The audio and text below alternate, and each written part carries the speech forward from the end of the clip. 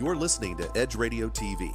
The views and opinions expressed in this program are that of the host or guests, and not the Edge Radio Network or its advertisers or affiliates.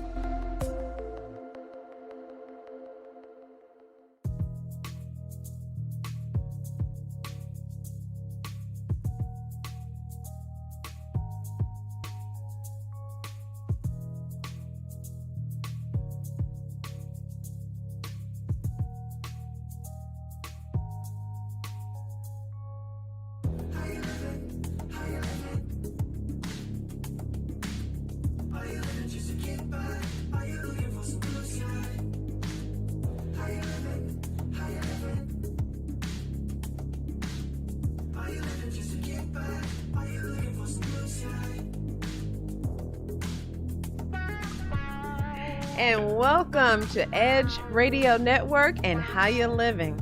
So today, I'm Dr. Kiva, and this is not Robin. This is definitely not Robin. I'm Batman. No, wait, that didn't make it. Wait a minute. I'm Oscar Hines, and I'm like beyond thrilled to be with Dr. Kiva Davis. This is awesome. Well, glad to have you on this rainy day. Yes. So today started with, we were going to have Queen Cora on. Yes. And some hiccups came for her event this weekend because she was going to have this huge festival event, but it's raining in Houston. Yes. And with rain comes mud. But folks that are listening to us around the world have to understand, when it rains in Houston, it pours. It rains in Houston. Yeah, it pours. Yeah, and so she had a lot of heavy equipment. Yes. And so that wouldn't make a good situation. So she's still going to have the festival. However, it's going to be moved more than likely the first weekend in August. Okay, yeah. Okay. First weekend in August. First weekend in August. We got to save the date around that time. Exactly. So we'll definitely have her back on, and she can tell us more details closer towards the event. Yes. Well, you know, that was I was so excited about it because it's like an epic, like Essence Festival style event. I know, right? Like this is bands and multiple bands, musicians. Awesome. Exactly. Yeah. You know, but you know, the beautiful thing is we can still have a lot of live music. In fact, this weekend I was at Miller Outdoor Theater. Yes. And they had concerts, live music on Friday and Saturday night. Ooh, I love Miller Outdoor Theater. Yes, it's one of my nice. now, folks. For those of you, again, we're talking to some of the locals, right? But if you get a chance, the best thing in the world, like, is to, and it's a great date night type thing too. Exactly. Get some really good wine. Mm-hmm. We have a short list of those that we like, and get some cheese and crackers, or whatever. You can make a whole picnic. Floats your boat. Yeah, exactly.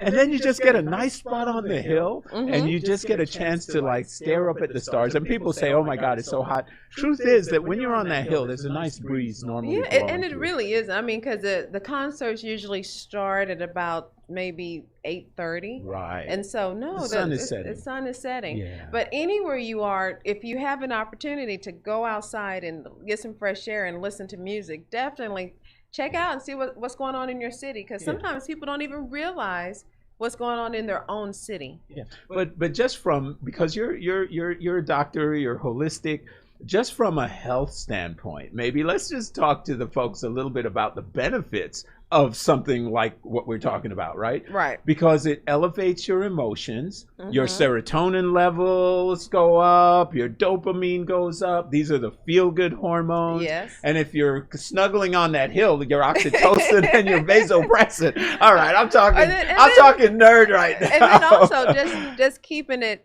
real easy and simple. You're earthing. You get to take off your shoes, feel the energy of the earth, and so that's healing energy. So yes, it's all good. And fresh air, we all need to have some fresh air right now, especially after last year. Exactly. But when you talk about earthing, there's something I read, and it's apparently scientifically substantiated, that you ground energy and you get negative ions from the earth. Right. But there are people that did experiments where they took a copper wire, they strung it out the window, hammered a stake into the ground, wrapped on this copper wire, and then put that in their their sock and around their feet.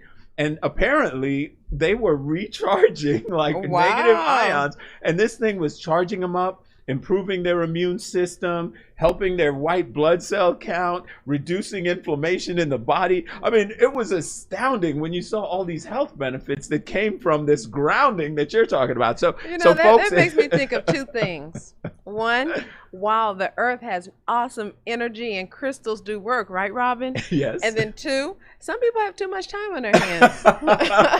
Well, okay, so here is a classic example of a situation where I definitely must have had too much time on my hands. Okay, but I swear, this sounds weird, and I'm just going to share this. I can't tell you if it's going to work, but I read it on Facebook, and if it's got to be true. So I read this bizarre thing, and I shared it with some people, and apparently they're getting some benefit from it. You can take oil and put it in your belly button. And apparently what they say is that when oil gets in your belly button, it absorbs through the vasal pathways or some part of your system, and it starts moisturizing your system. It gets rid of dryness. It get, like they said, that it got rid of like dryness on the heel. You know how some people's heels get you are a reflexologist. Remember dry heels? Yeah, I'm just trying to think of. I am not kidding you. I had that issue, and I started doing this like 2 weeks ago, and I'm not kidding. My heels apparently look much better. Okay. So 2 questions. Is it psychosomatic? Okay, 3 questions. Is it psychosomatic? No. And then 2, what type of oil and how long? Yes, excellent questions. Okay, so first of all, they said you can use different types of oils. They recommended things like coconut oil. I'm using jojoba oil. I'm using pure jojoba oil. That's my preference, but you know, but natural oils, almond some Jamaican oils, black castor oil. Castor oil can work. But just not a caustic oil, not something that could burn your skin or that shouldn't be in contact with your skin. That would be one thing. And then no black seed oil. Like black seed oil could be a little that's got a little high power. If you're going to take black seed oil, ingest it in a pill, preferably, because it tastes terrible. Oh no, I take it. Oh, you're hardcore, but you take shots, like you'll be taking like oregano shots. Well, you do it because you know it's healthy for you, so you're like, okay. Yeah, but I do recommend black seed oil, but do it like in a capsule, because it does help get phlegm and stuff out of and it's anti-inflammatory. And it is, exactly. So how long do you keep the oil in your belly button? Oh, good. So that's the third question. You're very good. So you just keep it in there all day until you take a shower, and then just so it's not just sitting in there. You rub it in. Yeah, you rub it. Okay, because I was thinking you're laying down and just. No, yeah. So no, you take your finger and give yourself a little finger, massage in your belly button. But I'm not kidding. It may be a psychosomatic. I don't know. I noticed some differences in my skin and my complexion. I'm gonna try it. You know, even if it is a placebo, who cares? There you go. I'll use it. But that's the thing about placebos, right? 35% of the time they work. So what does that say about medicine? What does that say about the mind? The mind and the body. Exactly. Yes. So a man thinketh. That's right. Absolutely. So this is going to be an exciting conversation today, because we have one of our mutual favorite people that's going to be joining us in just a little while. And when I saw some of the creative genius that this man has expressed through art, and some of the conversations that we've had, I'm always excited to talk to him. So, I mean, because we all, in all cities, we have gems that we really don't get to really get to know, because he's been doing art for many years, and he likes to support the community. He's all about community support and helping young artists. Yes. So we have to see, and he is an artist, so we always have to say, okay, artists, come back to us. Artists. They are totally in the atmosphere, Right. But we have, our guest today is Charles Washington. Yes. Yeah, we had to find out, he has so many things that he's working on to see what's going on in the community. To get you guys, if you haven't come to Houston, come check us out. Because there's a lot going on. Oh, man. I'll tell you, I lived in several big cities. I've lived in Miami. I grew up in New York. I've spent a lot of time in San Diego, not so much LA, but I love Houston. Exactly. Houston is grounded. It's diverse. It's a beautiful place to live. Yeah. I absolutely love Houston. Of course, you know, it could be a little cooler, but yes. that's like complaining about how wet water is, right? So we're just gonna have to deal with it. It is what it is. Deal with the humidity. It's good for your skin. Yes, it is. Yes, it is. That's why both Kiva and I have this high pro glow. Exactly. So, folks, you are listening to How You Livin' right here on Edge Radio TV. We're going to take a quick break, and when we come back, we'll be joined by Mr. Charles Washington. Don't go anywhere, folks. We'll be back in just a moment. How you living? Are you living just to get by? Are you looking for some blue sky? How you living? How you living? Are you living just to get by? Are you looking for some blue sky?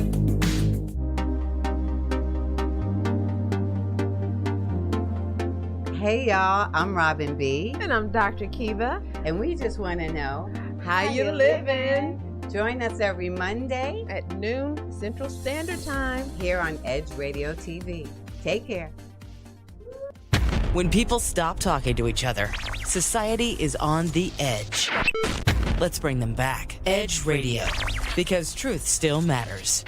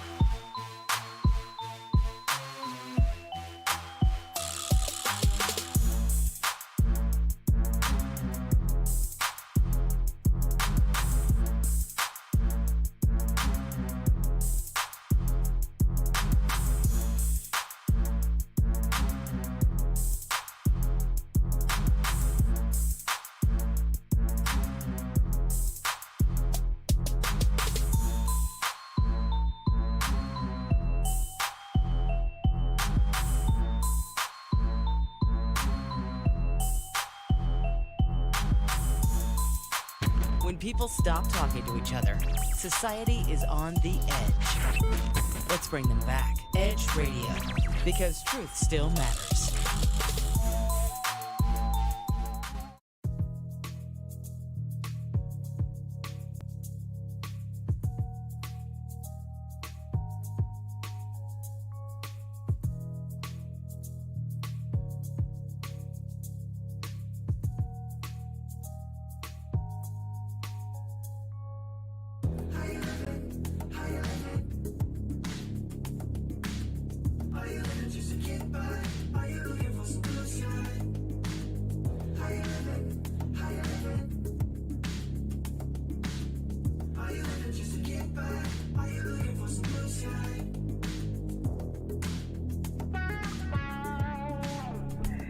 And welcome back to How You Living on Edge Radio Network. So today we have our artist, Charles Washington. Yay! Yes. Charles Washington is in the house. I love it. Can I say this right now? Yep. How you living? How you living? Man, Lovely. You know, one of perhaps the greatest comments or compliments I heard about art is they say that art takes up space, right? art is the perfect use of space. And music is the perfect use of time, right? Because if you think about a song that lasts 3 minutes, inside that 3 minutes you're very present. But in an artistic expression, when you are looking at a magnificent work of art, you're suspended because of how it takes up that space in this time space sort of element that we have. And you've been in this for a long time. I didn't mean to emphasize it like that. Oh, wow, right? He had to add too many longs. Well, we both have a gray whiskers. I understand. I love that because along with space, art gives energy. Yes. It receives energy.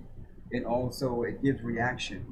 Art is everything that we are right at this point, and I really concur what you're saying. Space is very important right now. And me as an artist, I want to be able to maximize my time and space and be able to have some really good positive vibrations at those moments. Yeah. And we're all about vibrations. Yes. Yes. Well, I remember, again, not the same article, but reading about how when you look at colors and you look at images, your brain actually interprets them as sound frequencies, as actual frequencies that you register. And we're registering that in the core of the brain, in the reptilian brain, or some people call it the pineal gland or third eye. We're receiving these vibrational energies through what we see. Yeah, so it's a real expression. Because color does have vibration. Just like everything has vibration, our organs, everything has vibration. Yes. And if we think about the optic nerve, it is at the back of the brain, so it would read that and be able to move people in different ways. I agree. And as an artist, you have to realize that this earth, we're blessed to be on this colorful, beautiful planet and to be part of this time. And naturally, when you look at all those beautiful colors, that's the primary purpose, is to be able to create the vibrations. And as an artist, I'm just emulating those feelings from what I naturally see already. Yes.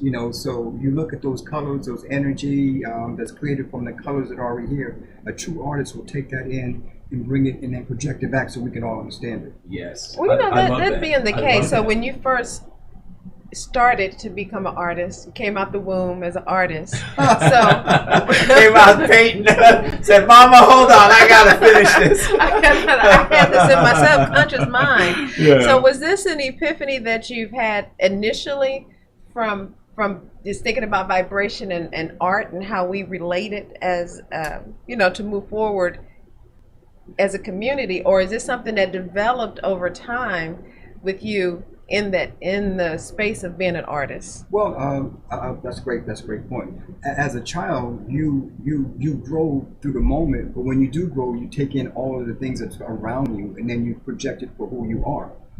As an artist, me being curious and I'm a risk taker, I took all those in, and then I start understanding what's around me. And I wanted to manifest those things. Yes. So I use what's around me. And then think about being naturally created by the creator. So you emulate that. And that's basically what I'm doing right now in life. Everyone's an artist. Yes. I do believe everyone is an artist, and in different fields. Yes. They express their art in different ways. Because that's absolutely true. You have dancers, you have singers, and then you have people that create with their hands, and then you have other people who are engineers. And like I have heard math. People that are passionate about math have said it's an expression of art. I'm like, really? Because I thought it was like eating my spinach. Even from a mechanic's point of view, that's artistic. Yeah. Even if whenever you use your hands and you create, from a surgeon, that's very artistic. If they're doing, heart surgery. So art is in everything if you really think about it. It's a universal form that we all need to understand and put in perspective for individual thoughts. How are you going to do it for yourself? So it's universal, but who choose to be able to be creative with it? I chose to be creative with it. Yeah, and because it's a flow in life. And if you just go with the flow of life instead of having to live and go so upstream, but if you go through the flow of life and you're able to be creative, you'll find even more of a direction of flow in your thoughts, and you get inspired just by being creative and flowing. I agree. And one of the things is being able to question. You know, if you don't question something, you'll never learn more about it. That's something that I do my research. I question what's in front of me to be able to see if it's something that I want to go forward with. You know, I had a friend of mine who was an accomplished artist, actually had a place in Cleveland, the art gallery. Okay. And she said something fascinating to me.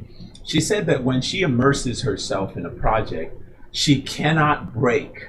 She can't stop. Like, she'll go 28 hours and not stop because you were just talking about flow and this whole thing. So what is that? So you guys just keep drinking coffee until you get it done, or what happens? It's a natural. It's a natural caffeine. It's a natural caffeine. Believe me, it's a natural.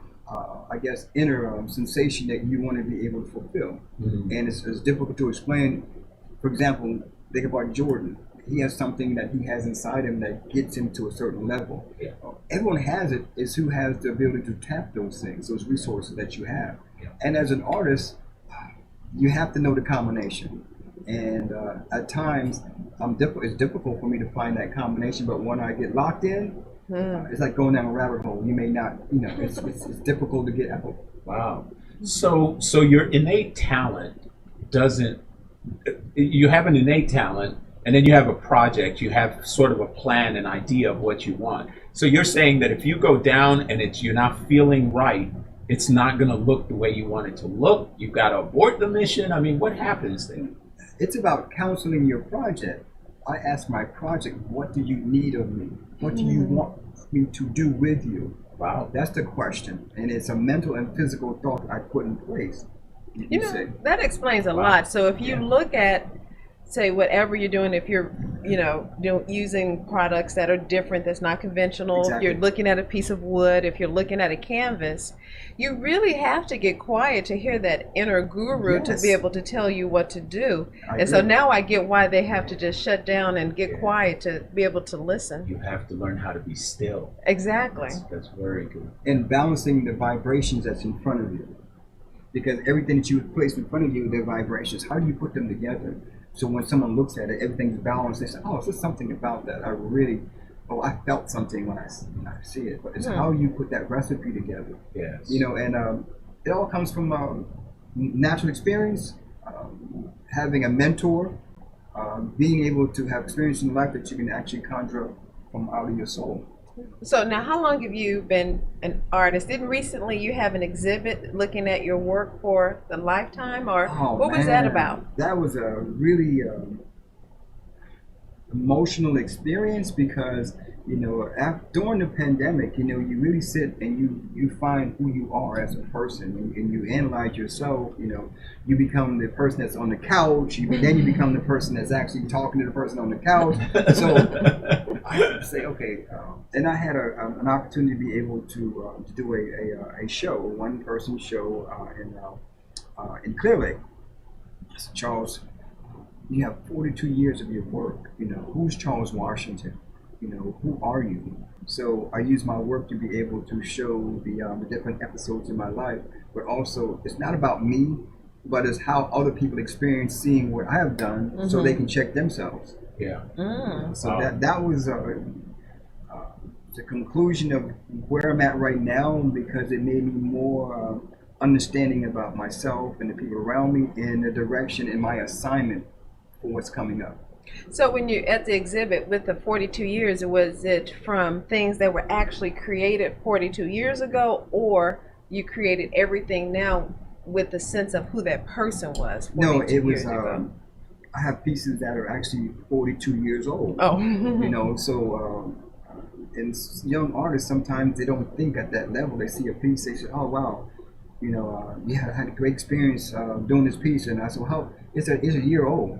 But think about it being 42 years old. So and how you change. Right, but when you go back to it, it takes your mind back to where you were at that moment. Yep. No, you're spot on. I've been journaling for most of my life, And I like to think of journaling like a snapshot of your thought process whenever you were, because that's a shifting sand. So when I think about it in the context of art, and I used to sketch comic book characters and stuff like that, and I saw myself and how I improved, and I love doing that. So it's really a creative expression, and to your point, it shows your journey. It chronicles the different nuances of your own psychological and emotional journey that you've taken. So that's pretty cool. That's very, very cool. Let me add on to that. It's not just about your emotional feelings. It's about the person that actually collected your work. I had a previous experience, and I had the show, and someone called and said, "Oh, Charles, you probably don't remember me, but I have one of your pieces that's over 30 years old, and I still have it hanging on my wall, and I would love to come to the show." That was the most humbling feeling I ever had, because you never know how a person feel about their work. Yes. And it's still hanging in their home. So when you talk about collectors, they have a story of their own. I'm working on a project right now to talk to the collector, because the collector really appreciates your work, but also takes it into their life. Yes. And to me, that's powerful. Yeah. You not only takes it into your life, your energy space. Yes, exactly. So I love that. But on that note, we're going to take a quick break. We are talking to Mr. Charles Washington here on How You Livin'. When we come back, we're going to delve in a little bit more on this 42-year journey that you've taken. So, folks, don't go anywhere. We'll be back in just a moment. Very good. Excellent. Are you living just to get by? Are you looking for some blue sky? How you living? How you living?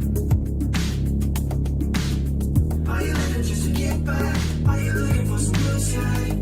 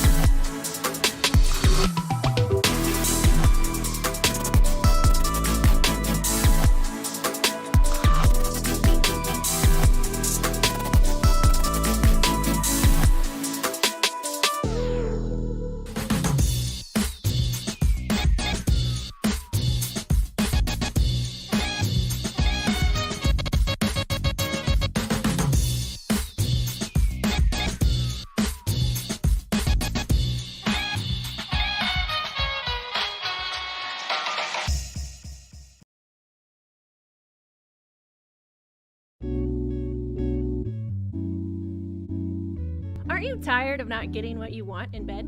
Are you ready to spice things up behind those closed doors? Woo! We're here for you every hump day at 7 p.m. This is Sex on the Edge with Jen and Hen. I'm Jennifer Reeves. And I'm Hendrik Scott, and we are professional licensed sex therapists. So remember to watch us Wednesday at 7 p.m. on Edge Radio TV, just in time for sexy time.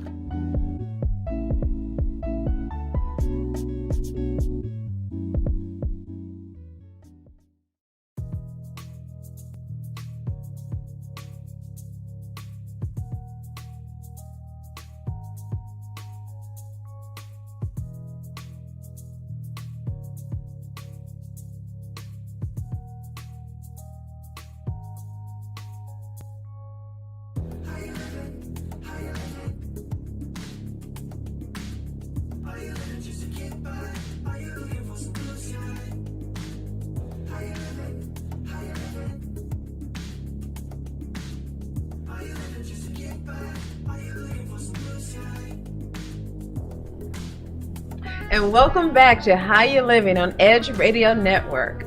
So today we have with us artist extraordinaire, Charles Washington. Glad to be here. Glad to be here. You know, Charles, I have to say this. When we met, I, of course, enjoyed my conversations with you. But you have some really out of the box. Like, I'm thinking about this 42-year journey of yours, and I can't imagine some of the creative things because you had doors, right? Yeah, exactly. I didn't have doors. Like you, so upcycling. Yeah. So you were upcycling these old doors and making them works of art. Well, as a branding, as an artist, I am considered as an upcycled artist. Someone that actually comes in and take a throwaway, and then bring it back to life, but to educate people about recycling and also upcycling, especially artists. And one of the things is grow where you're at, where you are, because that's important, because that means you can take any remnants on something and bring it to the level of where you are and where you want to go. You know, with that being said, and talking about your people that purchase your art, so say I have an old dresser that I got from Big Mama, and I love it, but I realize it can maybe get a little, you know, like I would like to upcycle it. Can people get in contact with you and say, hey, can you upcycle this dresser and make it a piece of art? Of course, and one of the first things that I say to that person is that Big Mama's vibration is all over it. That's the first thing. So that means that I will then take that and bring it up to the level where you're at, but Big Mama will always be with you because of that energy that's in the dresser. I'm about to bring you a table. Bring it on. I love it. And the next thing I will do is counsel that client to really listen to that person, and that's how we'll create the piece. Wow. That's really cool. Like I found myself, and I've always loved art. I love the aesthetics, and two of my favorite little things that are in my office now. One is this sperm whale that's made out of a solid piece of wood and carved beautifully. Like it just looks like the wood, like the way it was done. It's almost like the wave under the whale is this raw piece of wood that's just jagged, and it looks really cool. So that's one extreme. And then I had another piece where, you know, I'm a motorcycle rider, and someone made a perfect replica of my it looks like Harley Softail, if anyone knows what a Harley Softail is.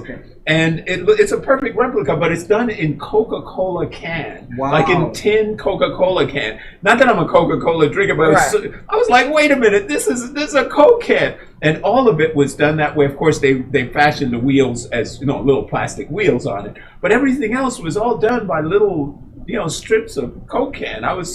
But I love looking at it, and it sits in my office. I should have, if I knew we were having this conversation, I would have brought some pictures right here. Yeah. But anyway, so art is subjective in many respects, but you were talking about upcycling. And so obviously it has to be a personal journey when somebody upcycles something, if it has like the sentimental value that Big Mama had, or energy, or whatever. I agree. It's a personal journey, but also it's a social journey too, because if you get something from an individual that will throw it away and then you bring it back to life, that social connection is there too. That's true. So you also want to be able to bring the community into the upcycle process, because nothing will be thrown away, but actually will be so it'll be bringing people together from that standpoint. So when you look at recycling, think about recycling energy back in the community. Okay, like that. So with 42 years of knowledge, of wisdom, and you share this with younger artists, you have a mentorship program. What is the importance of an artist to have a mentor? Well, the reason why I went to that level, I had to really define what a mentor really is. You know, through my adversity and going to, you know, get to this point, I felt I didn't have anyone to be that person. You know, not that one person. So I said, if I ever get that opportunity to be that person, I will be that person. And opportunity comes from the work that you put in and how you be able to give it back out.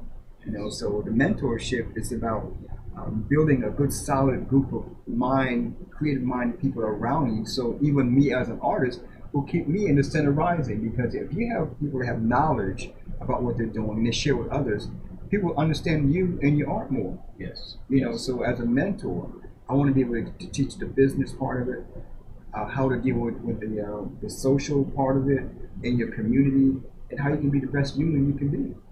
You know what I love about that is I've been on both sides of that spectrum, and so everybody knows Jennifer Lopez. Well, she went to a place called Kips Bay Boys Club in the Bronx. Okay. And I belonged to Kips Bay Boys Club. Wow. I used to see Jennifer watching me DJ when she was a kid, a few years younger than me. But there was a gentleman there. His name is Dale Drakeford. I'm saying this guy's name because he changed my life in some respects. And he saw something in me I didn't see in myself. Very good. And so he said, "You should do acting." And I was like, I don't know how to act. And we did a big play. It wasn't going to be a big play. It was just a small little play that turned into a big play because it was back during the American hostages in Iran. Wow. I was playing a sergeant, and I got up, and the place was crowded with the press. The Daily News was there, TV cameras, and I had to do what I thought was going to be an act of 50 people to 300 people. And I was scared to death, and my emotions came out, and it just hit the mark perfectly. It was that expression of art. But it was in that moment that I learned I was a public speaker. I had no idea. I didn't know that I was good at talking in front of audiences and I wouldn't get tongue-tied and choke, right? And now look at us. We're on TV, right? So, but how many lives do you really touch as a mentor? How many things do you really change in not just that person's life directly, but everyone that surrounds them energetically and vibrationally? I agree, and the word you said, it's a domino effect. Yeah. And the other thing is, a mentor has to see something in that person so you can bring the best of that person out. And it's not about the mentor, it's about the mentee. Correct. You know, it's about being able to listen to that person and help that person with their needs to make them better and give them an opportunity to have options. Not to tell them what to do, but to have options. I always say, I'm going to give you options. And then we can talk after you make the best choice from your option, and I'll see if that's what you want. Yeah. But is it really about the mentee? Because yes, the mentee benefits, but all the benefits you get as the mentor that you're helping out someone, that young energy to keep you youthful and in the know. I mean, it does a lot for the mentor. It works both ways because I need that bridge. Yeah. I need that bridge to be able to go across that into that generation and to be up and current. And that goes back into wisdom. That person needs that wisdom. So when you get those two together, you got a unique form that will take that person and the mentor anywhere they need to go. But I will say there's a power to being a mentor. I was talking to a gentleman. We were in his huge house, right? Cocktail party, right? Right. Okay. So I'm sitting there. I'm looking at this guy's digs. I'm like, hey man, so what gives? Like, what do you do, right? And this guy, he says, I teach marketing and messaging, and I'm like, oh really? So my ears perk up. And then he asked me a question. He says, in Star Wars, who's the hero? Luke Skywalker. Luke. No, yeah, Princess Leia. Everybody knows. No, well, maybe Leia. Leia. But so I say Luke Skywalker, right? And Leia with that crazy hair. And then he says, is Luke always confident and strong? I said, no, he started out weak and unsure of himself. Interesting. And then he says, so who helped Luke? I said, Yoda. He said, do you ever see Yoda weak? I said, no. Do you ever see Yoda uncertain? I said, no. Yeah. So Yoda is the mentor. The mentor technically does have a great deal of power in this process because they are helping to infuse their confidence and their experience into that young person. But just like you say, Dr. Kiva, the same thing happens when you try to give it away. You gain it even more. It sounds down into your own core as a person. So all the values that you communicate to your mentees are reinforced in your own character and personality. I agree, and sometimes as a mentor, he creates or she creates a selfish act because that means that I'm seeing my dream fulfilled in that person. Yes. And so then that 42 years goes into another 42 years, because when they do their retrospective, you'll be one of the people that's their pivotal mentor. That's what I'm saying. It's like a selfish act. So my dream is going through the mentees, and to me, that's the purpose, because we need that. The lineage, we need that. Yeah. Exactly. Well, I was mentoring a young lady, and one of the analogies I used that I thought was fitting is I said, we always hear this diamond in the rough. I said, but what happens with a master diamond cutter is that they cut the diamond in just such a way to show the facets. And the facets, when you turn it, are reflected through the prism, through the colors of the rainbow. Wow. Right. And it's with that masterful, precise cutting that actually gives that diamond its truest value, because then you see it in all its glory, so to speak. And I really think that's what mentoring is about. It's helping people to find those beautiful colors that exist in them that they can't see for a lack of polish and cut. I agree. I mean, that's very well put. a little poetry in there, but a little knowledge is a good thing. Yes. But absolutely true. So there's a genuine power in that. So I love that you do that, and I love that the people. In fact, there's a young lady in studio with us right now that you've mentored, right? Yes. Well, that's awesome. And she's going to. Hopefully in the future we'll have her come on and she can explain a little more of the experience, because this is her first day. Nice. This is we don't want to put her on camera the first day. Sink or swim. It's like she's over there going, no. Here, make it happen.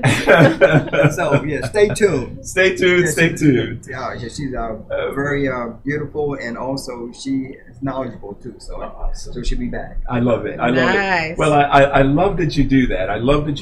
I think all of us should do that. Those of you who have skill sets that you can transmit and share with others, I absolutely encourage you to do that. So we're going to take a quick break here. When we come back, let's talk about this final piece that you have been working on, this new project. It's a collaboration, I understand, and a very important one when we talk about mentor and mentee. So folks, don't go anywhere. We'll be back in just a moment on How You Livin' here on Edge Radio TV. Back in just a moment. All right. How you living? Are you living just to get by? Are you looking for some blue sky? How you living? How you living? Are you living just to get by? Are you looking for some blue sky?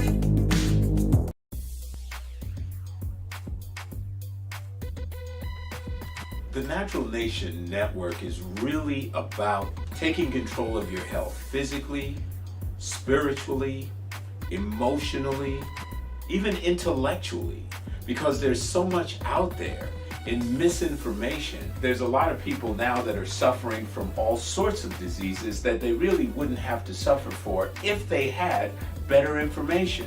And that's what we're here to do. Provide information that can save lives. The mind and the body are totally connected. Health can be really serious, and sometimes we just have to lighten it up a little bit while we're still providing substantive information. And my sort of mantra on the salsa dance floor is kind of similar.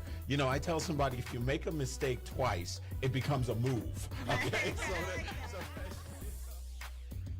Tune into Natural Nation every Tuesday at 11 a.m.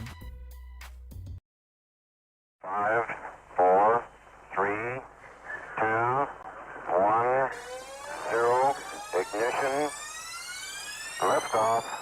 Don't push me because I'm close to the edge. I'm trying not to lose my head. Hey, this is the Talk About Unity show where I bring the talk.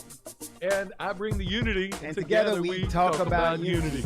Unity is what matters. Come on. And right now in our country, that's what we've got to do. So we do that here at Talk About Unity on the Edge Radio Network. Be with us every week. It's going to be awesome.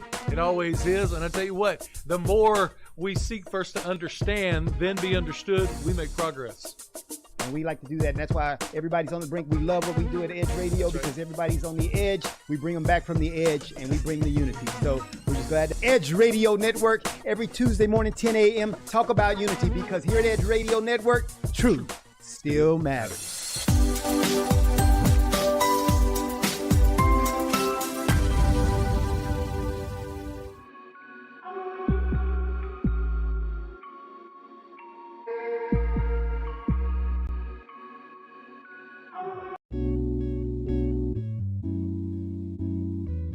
you tired of not getting what you want in bed?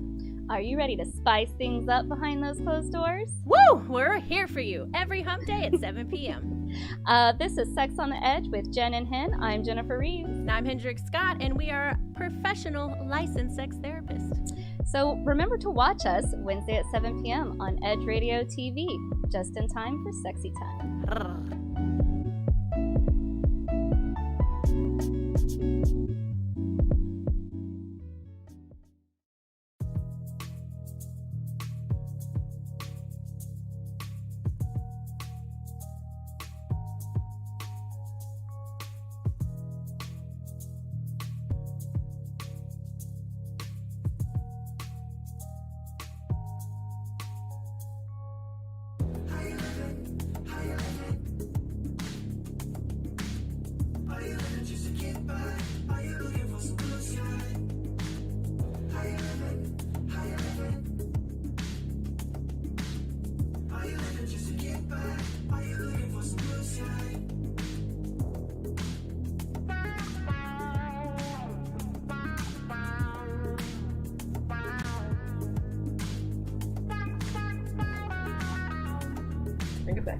And we are back. Right. This is How You Livin' here on Edge Radio TV. Sometimes the conversation just keeps going between the breaks, and I'm like, wait, let's get back on the air. So that's what happens. It's just good quality stuff, right? Exactly. So just before our break, we were talking about the mentor-mentee relationship, and you started a collaboration, and I have to say, as a proud dad myself, it would be such a pleasure to find something that both my kids and I could really be passionate about and make a business. And apparently, the apple doesn't fall far from the tree. Well, somewhat, yeah. It's interesting because when my son was young, I used to say, okay, I had an old Mercedes, and I said, okay, I want you to sit in the back seat because someday I'll be driving you.